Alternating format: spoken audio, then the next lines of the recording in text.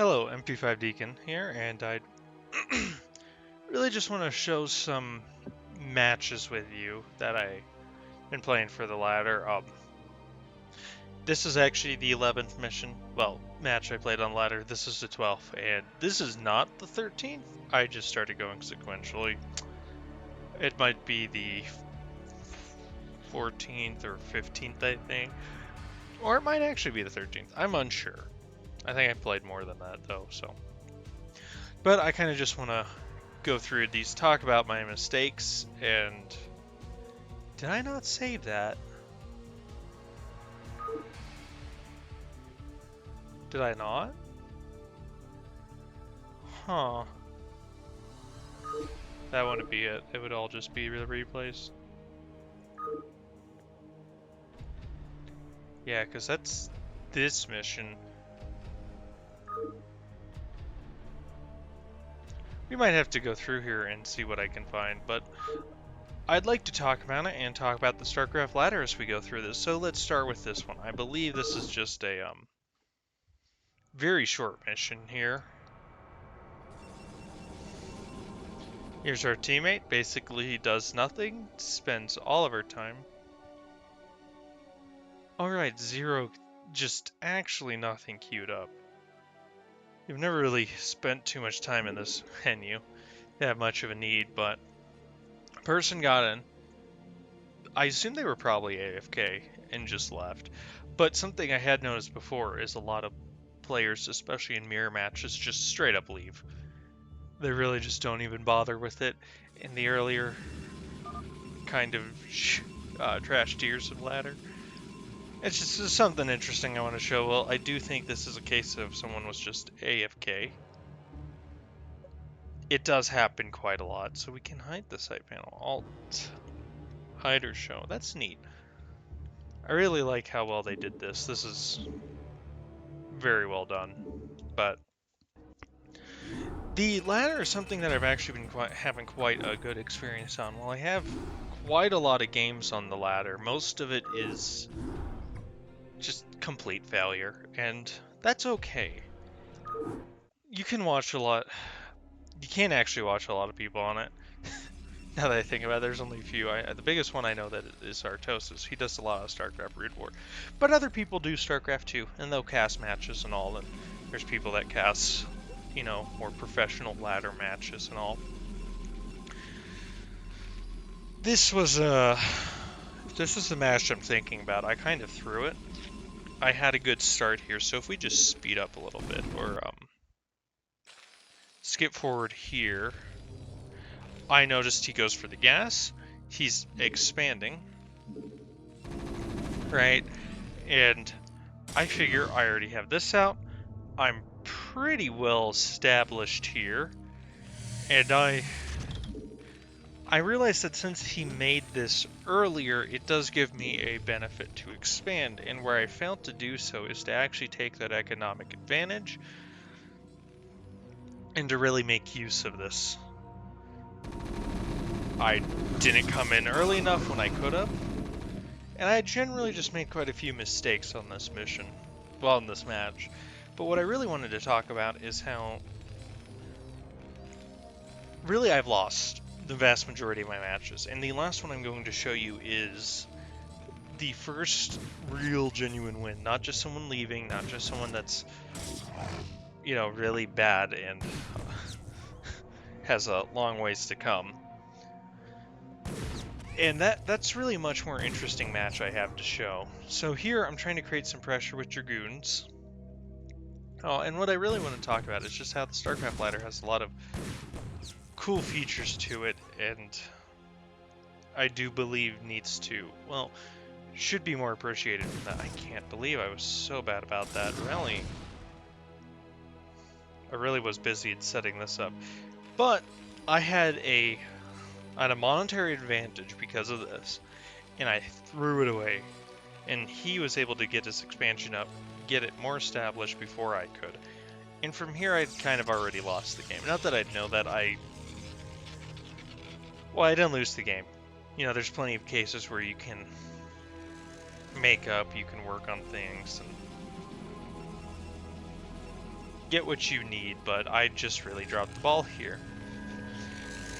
And that's kind of my point, is it's a long process, so I'm not really enraged by most of my losses or anything, because I can look at it and go, oh, this is where I messed up. I had a financial advantage because he's trying to do all this stuff.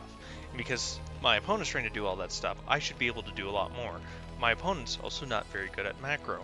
I'm a lot better at macro. So, in that way, I could have won the mission. I'm better at spending things, I'm better at doing things, but I dropped the ball in such a big way in not getting this established, not giving myself the heads up, not getting ahead. When I saw that, I knew I needed to get ahead, and I failed to do that. And with the Lantern, what I'm talking about is you can really... I'd really recommend that people go and play it. It's fun. You know, even if you go to Starcraft 2, which is a lot better. And I would recommend Starcraft 2 over this because it's so much easier. The mechanics are difficult. In that way, I think that Starcraft 1 is a lot more rewarding. And I believe it's much better balanced, and it's an overall superior game, in my opinion, from a multiplayer standpoint. So let's just speed this up a little bit more, because this kind of goes on for a while. Yeah, that's not the best, but because of the mechanics of it and because of how difficult it can be, it makes the game, he should have kept this there.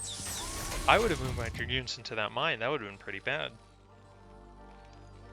But even the StarCraft 2 ladder, so much of it is knowledge, and I think that I have a lot better understanding of the strategy. My real problem is the mechanics, or understanding when I do things. When I played earlier, there'd be a lot of missions, especially against Terran, where I build up, and I get 4 Dragoons before they have their expansion out, before their first tank's out.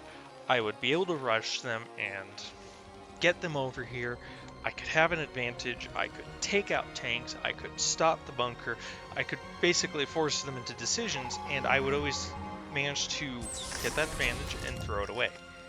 I'd throw it away by, oh, I get the tanks, I get the bunker, and then I continue and proceed into their base, which in most games you would just win from that. But that's where I lost. And in this mission, where I actually lost, ironically, is by not doing the opposite. I wasn't aggressive enough. I wasn't, you know, holding this expansion. I wasn't holding here. I didn't have forces that could really harass. I saw the tank and bunker line and moved far away when I should have been more forward. I should have had a group here and a group here, because then they have to come all around this way. And if I have rallying forces here, right? And so even though I have the strategy and I could make those decisions and I may be able to come up with, you know, decent builds and all, it takes a lot more than just understanding that and being able to make those to actually pull it off. But, and I don't want to kind of push people away from it, it's in that gives it so much depth and so many places to go as you develop. I never noticed that about the Goliath. Is on the sprite, is this just bigger here? That's really... I guess to give the distance that this is far in the background, I think this is a little too big. And then this looks big. Wow, that's a neat little thing on the sprite. Does it... Hold on. I want to look at some Dragoons and... Yeah, you can't really tell on the old graphic. Sorry, I got a little distracted there. Just that little detail there. Well, I guess also the perspective with it. It's neat. That's cool. Never really noticed that before. But... Again, the basics of the game, like you can get through the campaigns easy. It's a harder game, but I'd say Warcraft 3 on hard is even more difficult than this game by quite a good bit.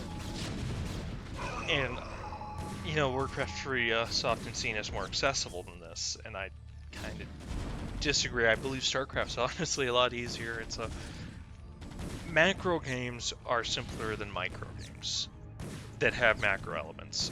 MOBAs are the easiest in that terms of, you know, isometric over the top, how much control do you have, you know, it's kind of like RPGs too, because when you're playing those, you're really only working with one person. You have so many abilities. It's all about managing that. Comparatively, just making big armies and moving them into each other is all you really need for the campaign. And they have some spellcasters, and you really have more than enough time to make use of them, like Arbiters and High Templar, if you play slow, and there's really no reason you don't have to in the campaigns. But for multiplayer, you have to bring so much together, and that's what makes it exciting. And there's a learning curve to this, and that's where StarCraft 2 is a lot better, because you don't need the 8 p.m. Again, this is another case where if I didn't panic, if I really just expanded out, and when he got that saturated, I should have had my third. When he was moving out here, I should have had forces to counter that, and I'm going to show you how I actually learned from the mistakes here in this mission. Again, in the next one, I think I said that before. I didn't say that before, but what I really needed here is shuttle play. And, you know, just bring lots of shuttles, because even though he's got a few Goliaths, 4 or 3 Goliaths aren't really enough to stop that. And 8 or even 12 Zealots, which I have being dropped on this, would quite heavily hamper it. Then bring in the Reavers from the back. And that's where I failed. And why I'm kind of talking about this while going over this is to show that it's easy to know what you did wrong. And everybody's really, like, all the factions, the Zerg, the Protoss, the Terran, are all really overpowered equally. Which is why there's some problems with StarCraft 2's balancing, and it's getting a lot better, especially now that the community's in charge of it. But see, I won this engagement here. I really should have been able to outproduce and move more Zealots in. I should have had observers around this area and to known that I could actually run in here, probably quite successfully, like a Zealot run into this would have been so good. Or use the shuttles. And you don't need to be a pro player, right? You don't need to have those good skills, but you can develop them, like I have been. And it's something where you really do have to kind of want it. If you're more casual, StarCraft 2 is going to be a much better experience, the co-op and everything. But I do recommend that you try this, because it is a bit of a challenge, but it's an easy one with simple steps, and I think it's quite rewarding to learn from it and win. And this is where I know I'm going to lose a lot more than I could, because I could get a lot more wins. Because yeah, I remember this. I remember what I was thinking here, but necessarily doing that doesn't make me a better player, because some of the reasons that you can get hard stuck in this game in ranks is that you can just go for wins, and that's where you see a lot of cheesers, especially in the lower ranks, that really go for these big cheeses. If you learn to stop those, and you get good at playing a normal macro game, which is what this is kind of supposed to be, you can really just outplay your opponents there, and anyone that cheeses is just guaranteed to lose, basically. And, well, the strategies are great, and it's good to be able to pull them off. What I'm really trying to do here is learn more of that normal game. I'm not even doing something more intelligent like building Dark Templar and, you know, running in Dragoons to take these out and snipe their detection and do as much damage as I can, cause them to panic, create fires. That's kind of a good thing. It's like, in StarCraft 2, they often say it's about putting out fires. And it really is. In this game, it's quite the same. If you can push people and pressure them on multiple points, that's great. And I'm in the process of learning that, and learning how to, you know, get an advantage, make it, or, you know, create an advantage for yourself in a situation where you lost that point. And so there's some stuff, specific points I want to talk to the next game that are just on that. Wow, I was really doing bad there with the lack of production. I really should have been maxing out my army several times over. I mean, I had the economy, and I really could have outplayed this guy who... I did so bad. But it's a process, and it's a well worthwhile process, I believe. to get into it, if it's what you want to do. Again, it's a difficult thing. It takes time. It takes skill to be able to do. You can't just, start doing it and expect to win. You gotta have the patience on it, and you gotta be able to work on it if you actually want to achieve those victories. Get somewhere in the game. It's amazing to me. All this force. I didn't send any of it. In my brain, I thought I had nothing. And that's another thing, is you can't have the knowledge, but it's really about being able to combine that with the mechanical skills. And this is why, if I'm going to equate it to a game, it's like chess. Chess can be really rewarding if you, learn the strategy and all. And this is much the same. You learn the strategy, and on some levels, it's similar, where just builds will be builds. Conversely, in chess, you can't say that your, uh, rook gets, no, wrong unit, the bishop gets ambushed by 3 pawns and a knight, but he lays down, sorry, the knight gets ambushed by a bishop and 3 pawns. There we go, that's the quote. But he laid down suppressed fire. Like, that doesn't happen. But that can happen here, because it's not just that. There's the metagame of trying to trick your players out. Well, trick your opponent out. There's the entire mechanical aspect to controlling units. And people talk about the, bad pathfinding and all. And it's really just some game knowledge. And what you'll get by playing the campaign is kind of an understanding of that. You really only need a spam click on places like here, where they need to be constantly told to go up the ramp, do things. But that pathfinding leads to more unique experiences and a lot more varied ways to do this, especially for Zerg, where, and I guess it's very true for Terran, on getting against Protoss, against getting surrounds. When I'm working with Zealots and I have to move them, the way the pathing works, because of its clunky, it actually creates quite a high skill ceiling. And that may sound a little bit like hoping, but it's really not.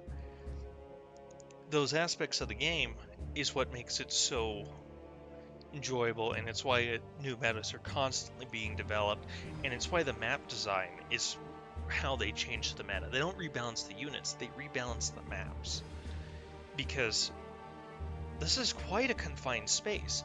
So doing that means I actually have the advantage here. If I were to lead first with these Zealots in the air and bring the Dragoons down, he has to come into this point. He has to spread his forces over here. That allows me, even with a small group, to distract tank shots and get the Dragoons up, while the Zealots would die into here if I didn't GG, which I probably shouldn't have. I still don't think I could have won the game from this position, maybe, just because I did so bad. But he really had given up too, I think, and accepted victory. But that's what I'm getting at, is it's a very rewarding experience. And so next game I'm going to kind of talk about creators of it and my opinion on that and how you should really view this, because your whole perception on it is, again, very important. Because while I feel I played better in this, I lost, right? It's easy to say that they're cheap and all, and it's really not. Nothing's really cheap in this, right?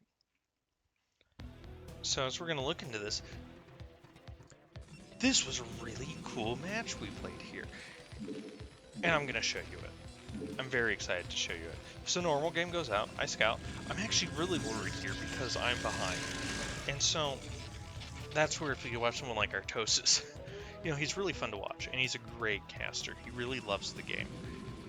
But he gets, I won't even say way too into it. Like, it's good to be this involved into it, if that's really your passion, and you should be. When that's your livelihood and all, and that's what you're doing, it's important to feel that way. Honestly, do like how he thought I was scouting from there. I didn't catch that on the mini-map. I didn't realize that was I think the Karak is what it is called, the little flying birds. So multiple times I thought when I was scouting out that, I don't know what's going on here, and I thought was that him? And it was birds. But I came here, I saw that he had Marines up and already, and I realized that I'm behind, and I was slow to get this. But I start working up. I'm like, it's okay, I can get a cybernetic score, and I went to grab that as quickly as I could. And, instead of getting more outraged at that, it's something where you need to really just go with the flow in this game, because again, there's so many different aspects and facets of it, and just strategies that you can use, and some strategies, again, are better than others. There are generalized strategies which allow you to be more adaptive and to handle this. You can see where I'm trying to, move my zealot. I tried to get this guy to come up here and all to intercept him, and I messed that up a little bit. Tried to use the probe here, and it worked. I got a hit off. It's not the, I believe, 3, or is it 4? I think it's 3 there, because, yeah, that's 16. Yeah. But, when he gets so mad and all, just kind of watching him, it's not really how you should be when you're doing this, because you're going to have people that are cheese. Like, I had a game where a guy just did this really, terrible strategy of just, he built, I'll try and find that and show that to you. He just built a bunch of proxy shield batteries, and I couldn't really respond to that. And what you need to get, there's kind of 2 ways to think of it. You can get mad at the game, if it's the game's fault. You can get mad at the enemy player, if they're doing something or abusing it. And what hurts me is I knew those were there. I tried to do the trick where you use your dragoons to take out the Spider-Man. Sometimes I can pull that off, but I did not here. But this is really where I think I missed the point. Is this where it happens? No, I did miss that. Let's move back. Let's catch what I did. And okay, this is it. I think. Is it? He's got the one tank. So I saw that he's working there. No, this was too late. Is it here? Oh, it's just before this. Okay, so we'll go through this again, because I kind of missed out what I wanted to show you guys. And then there's also blaming yourself. And it's a case really where it's my fault, I should have been able to deal with that. And that's something you need to be well aware of, and you need to be good at handling yourself. And if you watch someone like a big guy in the Starcraft community is Giant Grant Games, because he does a lot of cool stuff for Starcraft 2, and he does these challenge runs all the time. And the bigger part are the thing that I want to talk about is the, oh gosh, what's it? It's this custom-made mod that creates a really difficult version of the campaigns to go through, where it's like a puzzle. And you can watch him get mad. But instead of just getting infuriated, he kind of goes, calms himself down and realizes that, this is part of the puzzle, this is what needs to be overcome. And sometimes he does realize, like, okay, it's not effectively communicating. So this is the point actually where I went. I see that he doesn't have siege, he doesn't have a bunker up, he's behind. So I move in, and I know if I can just take out that tank, it's going to be okay, because tanks are basically like heroes units at this point in the game for Terra. And because I was able to take that out, I could do so much damage to his economy. I made a decision here. I'm like, I thought I wanted to destroy that, but then I realized it's not really good advance to my time. He's producing units. I'm going to keep this stuff in here, and it's all going to die. But I can do big damage to his economy, and I've taken a massive win. So anything I get is extremely positive. It's a big boon for me. Look at this. Look at the damage I did here. Look at that worker count. I wasn't ahead in workers. I was down in workers. I was at disadvantage. I had a terrible early game. I did not expand properly. But I made myself an advantage because I saw that opportunity. I used my units, and I made it. And then instead of moving this in, I actually had a bad rally, and I'll kind of lose some units to that bad rally from this gateway, I believe. Where I'll just rally them into tanks here. Worst is when I lose a Dragoon to it, oh my gosh. But I realized that I need to set stuff up, and that's where I'm going back to my points. Like watching these challenge runs by Giant Grant, where he really gets fuming at parts of it. But then he calms himself down. And that's what you really need to be able to do when you play ladder, is to realize that, have that ability and that game knowledge to understand what's happening, because that allows you to have a more positive experience with the game. I tried to do it. I overclicked. My dragoons were in the right place. I just clicked one time too many. And ugh.